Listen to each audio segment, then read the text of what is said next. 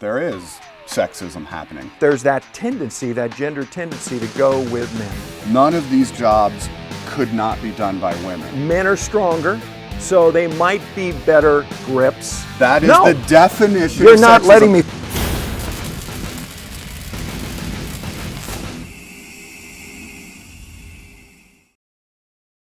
This time, as we're talking about gender tendencies or sexual bias, as Shawn calls it, I'd like to just look at what I think, and maybe you have an opinion about it, what I think actually creates the sexual tendencies or the gender tendencies on the set. And let's start with directors. Why is there 97% male directors, 3% female directors for the major Hollywood movies, and 97% men as DPs? My opinion goes back into the 80s. I actually watched staff getting together for the writing of Family Ties. There was this huge group of men that stayed together all day, about 10, 12 hours. And during the day, they played basketball, they played poker, they played and talked like men. At some point during the day, they started to gel. They started to get into this magical place, and they started to write really funny lines. By the time 8 o'clock, 9 o'clock, 10 o'clock, they were really rolling. I think that directors like drinking buddies. They like guys to come in as director of photographies, and what they do is they get together creatively. And men tend to be able to talk with men creatively without dealing with the gender tendencies. I think basically you are just phrasing that it should be a good old boys club. You want it to be a good old boys club. That men we should be allowed to go off and play poker and shoot basketball and put a big sign up that says no girls allowed and do whatever we want. And all you're doing is justifying it. Women can play basketball. Women can play poker. Was the fact that it was all men and that they were playing basketball make them better writers? Couldn't they have done something else? I don't agree with that. I don't agree that if you're writing a show, Family Ties is the example you're using, that is about a middle-class family going through all of this stuff. If you don't have a woman on the writing staff, how are you writing about women? You're acting like this isn't a job, that this is a hunting trip, that you go out and sit in a room and get to have fun. Yeah, it should be fun. Well, I'm just going to ask you, how do women break into director of photography if they have a male director? It's not going to be easy, but let's be honest. Nothing about this industry is easy. That we were talking earlier, we have women who call and are saying, oh, the industry's so hard to me. Men have the same issues. It's always going to be difficult to break in. You need that perseverance. My issue is no one should feel like they can't get into the industry because of their gender, because of their race, because of their background, and that they have to go in. And if you meet the people who are keeping you out for that reason, it is not correct, it is illegal, and it must be dealt with. I'm sorry, Shawn, I do believe in gender tendencies, and I will tell you that as producers, I think producers actually favor, or women actually are better as producers than men tend to be. That is sexism. That is the definition You're of not sexism. letting me finish. I am hiring this person because they are... You're not letting me finish. Okay. There's a reason for that. Men have testosterone, and they get focused on taking the hill. So they see a task, and they'll go for the task. But women, without the testosterone problem, they juggle. You might call it the cultural backgrounds of the women that we have in our society. You might come up with other ideas that explain why women tend to be better producers. I do think it's the juggling. I think they juggle very well, and I think men take the hill very well. But I tend to favor, personally, I favor women as producers because they're just really good at everything. That is sexism. We should not be hiring someone because they're a woman or because they're a man. Or the other half of sexism is we shouldn't be saying, I'm not going to hire you because you're a woman. I'm not saying that. And I think it's so I'm not saying this has nothing to do with hiring. To say, well, it's testosterone, it's culture. All it is justification for sexism.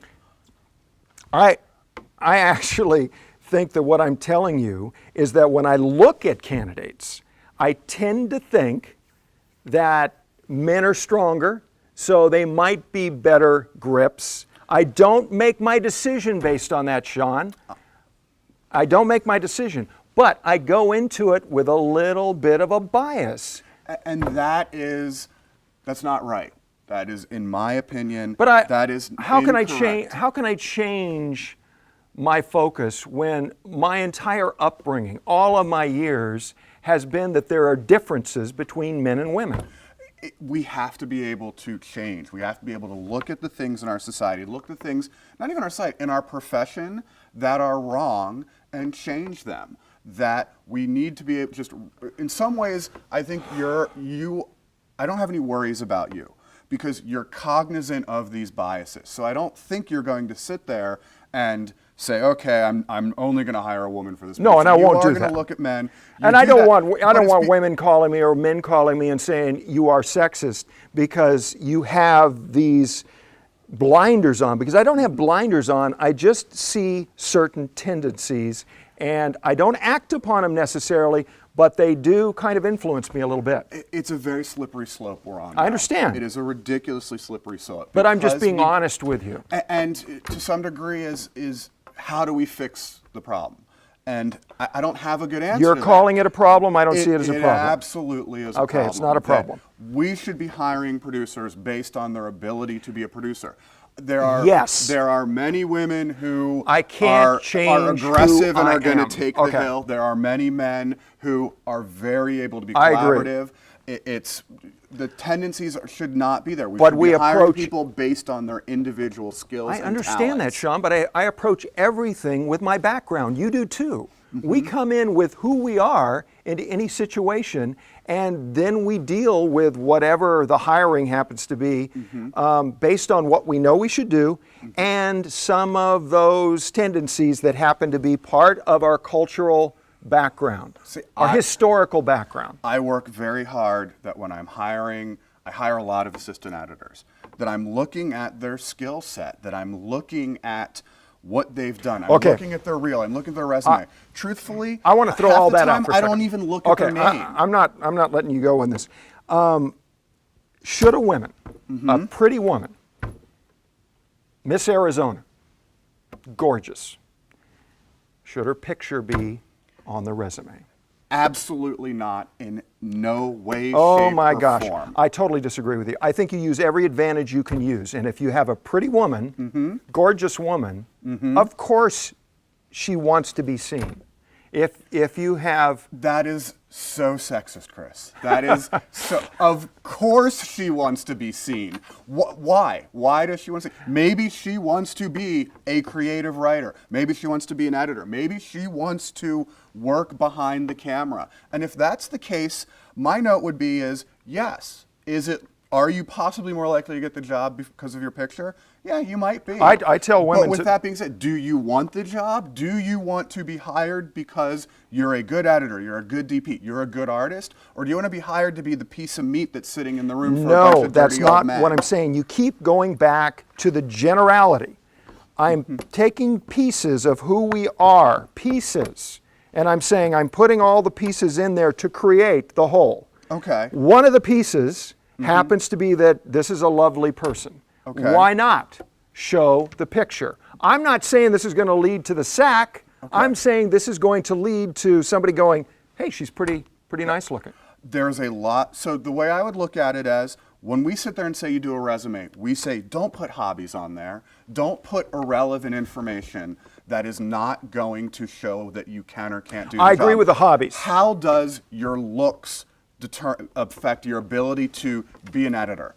Well, we clearly disagree. Hopefully, we've given you some good information on how the industry works with men and women.